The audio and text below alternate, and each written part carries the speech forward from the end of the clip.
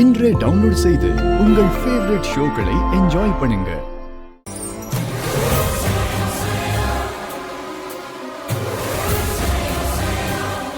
இப்ப என்ன வேணும்?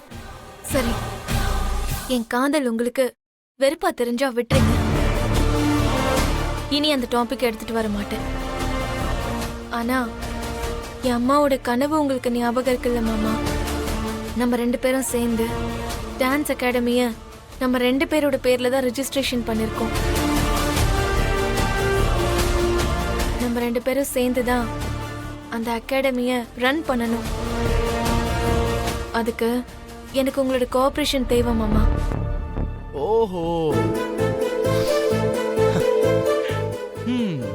கொஞ்சம் முன்னாடி ஷூலேஸ் கட்டி விட்டல, அப்ப கூட அதை நான் உதவின்னு நினைச்சேன்.